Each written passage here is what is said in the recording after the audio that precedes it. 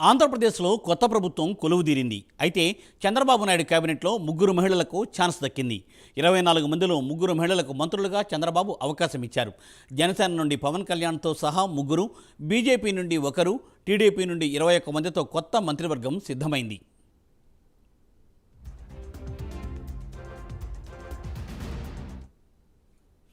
ఉమ్మడి విశాఖ జిల్లా రాజవరంలో ఉపాధ్యాయురాలుగా పనిచేస్తూనే అనిత రాజకీయాల్లోకి అడుగుపెట్టారు. 2014 ఎన్నికల్లో తొలిసారి పాయకరావుపేట నుండి పోటీ చేసి విజయం సాధించారు ఆమె. గత ఎన్నికలలో కొవ్వూరు నుండి ఓటమి పాలైన తర్వాత ఆంధ్రప్రదేశ్ టీడీపీ మహిళా విభాగం అధ్యక్షురాలుగా ఆమె పనిచేశారు. ప్రస్తుతం టీడీపీ పాలిట్ బ్యూరో సభ్యురాలిగా ఉన్నారు అనిత. తాజా ఎన్నికల్లో పాయకరావుపేట నుండి మరోసారి గెలుపొంది ఇప్పుడు రాష్ట్ర మంత్రివర్గంలో చోటును దక్కించుకున్నారు.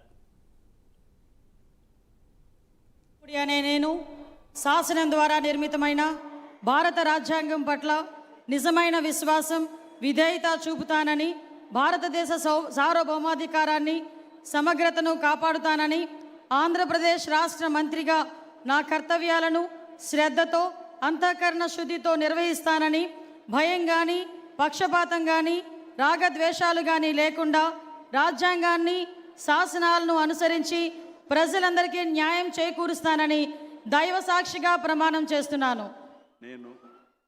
అనితా వంగలపూడి అనే నేను ఆంధ్రప్రదేశ్ రాష్ట్ర మంత్రిగా నా పరిశీలనకు వచ్చిన లేదా నాకు తెలియవచ్చిన ఏ విషయాన్ని, నా కర్తవ్యాలను సక్రమంగా నిర్వహించేందుకు అవసరమైన మేరకు తప్ప ప్రత్యక్షంగా కానీ పరోక్షంగా కానీ ఏ వ్యక్తికి లేదా రాజకీయ నేపథ్య కుటుంబం నుంచి వచ్చిన సంధ్యారాణి తొలుత ఉపాధ్యాయురాలుగా పనిచేశారు. తండ్రి జన్ని ముత్యాల స్ఫూర్తితో 25 ఏళ్లకే రాజకీయాల్లోకి అడుగుపెట్టారు ఆమె. 1999లో కాంగ్రెస్ తరఫున సాలూరు నుండి పోటీ చేసి ఓటమి పాలయ్యారు. ఆ ఎన్నికల తర్వాత హస్తాన్ని వీడి టీడీపీలో చేరారు.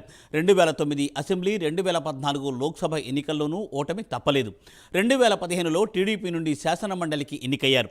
2020లో టీడీపీ పాలిట్ బ్యూరో సభ్యురాలుగా నియమితులయ్యారు. ఈసారి సాలూరు నియోజకవర్గంలో మాజీ ఉప ముఖ్యమంత్రి పీడిక రాజన్నధరపై భారీ మెజారిటీ సాధించారు.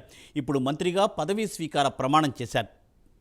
ప్రజలందరినీ న్యాయం చేకూరుస్తానని దైవ సాక్షిగా ప్రమాణం చేస్తున్నాను.